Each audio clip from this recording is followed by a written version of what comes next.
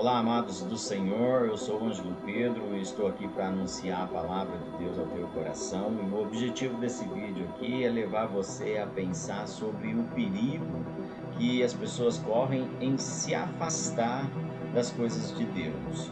Hoje se tornou hábito, né? As pessoas estão aí desistindo de servir a Deus, estão desistindo de buscar a presença do Senhor, estão afastando da igreja e elas não fazem ideia o risco que elas estão correndo. É interessante que Satanás, a Bíblia fala que ele é como um leão, né? E o leão, ele nunca vai atacar o meio do rebanho.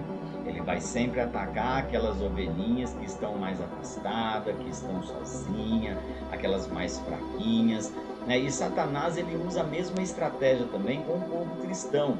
Então, o perigo que a pessoa corre é justamente esse.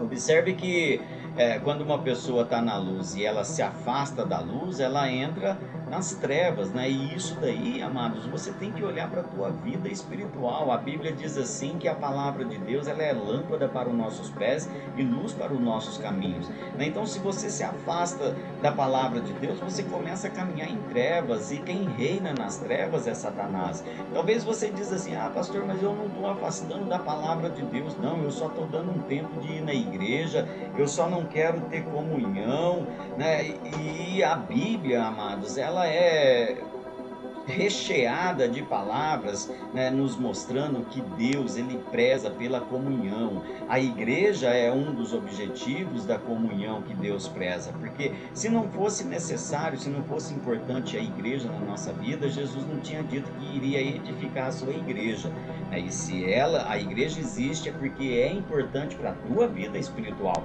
E se você não frequenta a igreja, se você não vai na igreja, você está simplesmente correndo um risco muito sério. O diabo está de olho em você.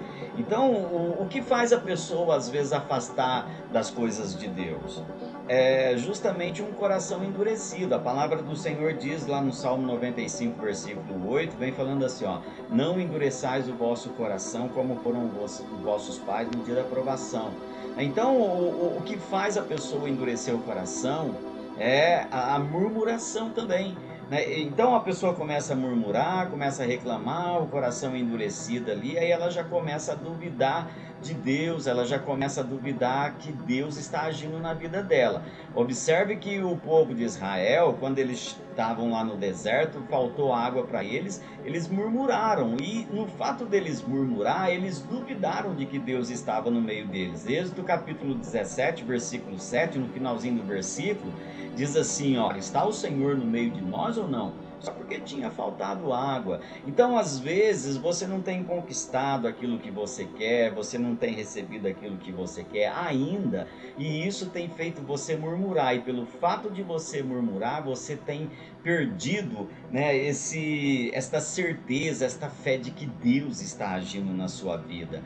Agora, quando nós nos aproximamos de Deus pela primeira vez, né, a luz do Evangelho irradiou todo o nosso ser e nós ficamos livres das forças das trevas, né? E as trevas hoje não têm domínio mais sobre a tua vida. Só que é importante você entender que Satanás ele não desiste, ele está de olho em você, tentando te tragar, tentando te devorar, como o apóstolo Pedro diz: orai e vigiai, porque o diabo, vosso adversário, anda ao derredor, rugindo como leão, procurando alguém para tragar. Você é uma pessoa que já foi iluminada, você conhece a palavra de Deus, o Evangelho entrou no teu coração. Então eu tenho certeza que você irá entender muito bem o que eu vou te falar aqui.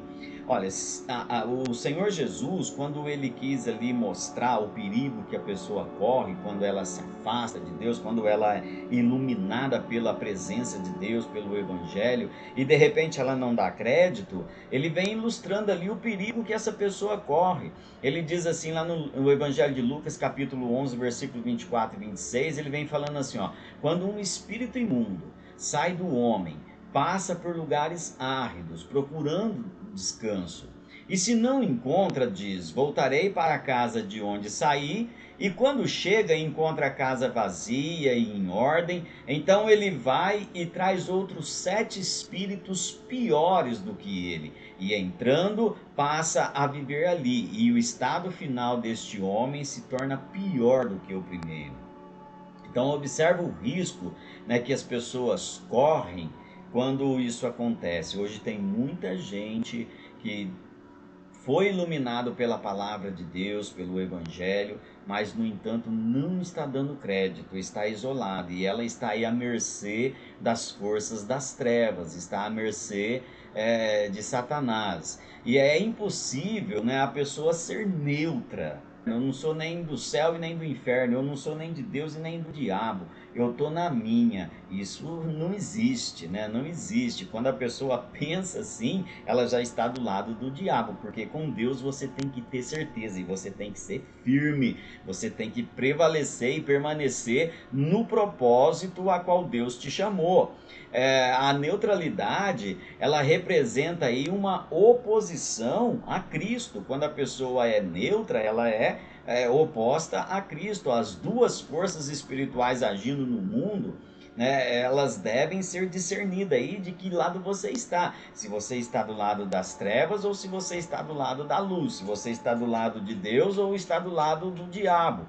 Então é importante porque Satanás, ele simplesmente vem para espalhar e destruir. Agora Jesus, ele vem para ajuntar e construir, né? Veja que Jesus, ele ajuntou, ele fez um ajuntamento de pessoas e construiu uma igreja, edificou uma igreja.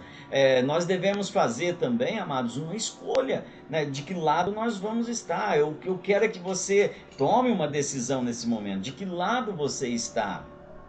Jesus, ele ilustra aqui o perigo da neutralidade no coração das pessoas, né? Às vezes ela diz assim: eu conheço a palavra, eu tenho a palavra no meu coração, mas ela não vai na igreja, ela não é firme ali com as coisas de Deus, ela está neutra, né? E a neutralidade leva a pessoa para o lado do inferno, né? O corpo do homem era ali a casa de Satanás, a qual Jesus vem dizendo. Ele habitava ali, né? Observe que quando ele foi liberto, aquele espírito deixou aquela casa ali, ele ficou vagando aí por lugares áridos, lugares secos, né? Assim que o mundo é. E aí ele queria um repouso, ele pensou: eu vou voltar da onde eu saí. E ali ele habitou, encontrou a casa vazia e o estado daquele homem foi tenebroso. Então a neutralidade religiosa é sempre uma covardia que a pessoa encontra na vida dela, né? E hoje tem muitos crentes assim também, né? E a Bíblia diz que os covardes não herdarão o reino dos céus. Porque Deus, ele transforma a covardia da neutralidade em terror na vida das pessoas.